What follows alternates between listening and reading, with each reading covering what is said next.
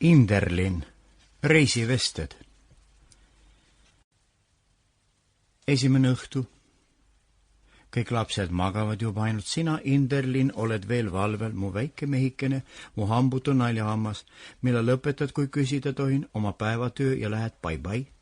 Kõik lapsed magavad juba, isegi su sõber, Samet Käpaline Kiiskin, on enese voodi jalutsisse kõverasse tõmmanud, sinule üksi ei taha unemees järele tulla, mu kotinõel, mu Inderlin. Aga. Nagu näha, tahad veel kaua jutustada päevasündmusest ja veidrast asjust, mis nägid pika päeva jooksul. Või jutustad mulle omast teekonnast, kus tulid kaugelt siia, võõrasse linna, mis peab saama su kodulinnaks. Jutusta, Inderlin. Kuulan hea meelega reisilugusid, mis on ühenduses mõningate juhtumustega. Aga. Ja, ma mõistan, mis tahad öelda.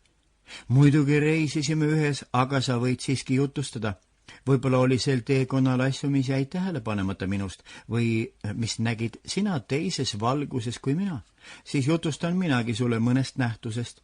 Usu mu kallis Inderlin, sa magasid palju sel teekonnal ja su pisike nina nohises vahel nii valjusti, et mul hirm hakkas. Muidugi ei näinud sa magades midagi peale unenägude ja jäid ilma neist muljeist, mis jätsid minusse nii hästi ilusad kui igavad maakohad. Mis tead mulle jutustada näiteks Ulla jõest? Kindlasti mitte midagi, sest sa magasid ka seal norinal. Su nina ummistus sügistuule mõjul ikka rohkem ja rohkem ja nägid vast und, kuidas sind vanaema kätel hõljutas ja laulis Inderlin. Ja, Inderlin. Sa ei tea isegi, kas Ulla jõge maailmas ongi. Mina ka tean, sellel käredevooluga jõel on väga kõrged ja järsud kaldad, suured paekivid ja vihmadest uhutud lõhed maanteel teevad allasõidu hädaohtlikuks.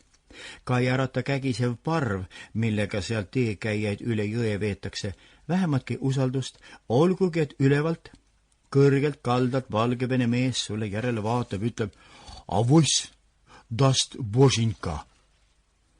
Meie eel oli surma saanud üks teekäija. Perruks läinud hobune oli järsult kaldalt jõkke tormanud.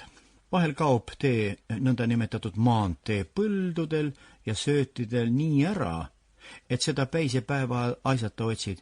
Igasse 4 ilmakaarde lähevad vankrijäljed ja su ainsam troost on, et võid sõita kuhu iganes tahad. Võid hobusele piitsalegi anda ja siis jõuad rutem pärale. Aga seal oli keegi laia habemega Valgevene mees, keegi Stefani nimeline koljat. See teadis ometi, kuhu sõita. Sample complete. Ready to continue?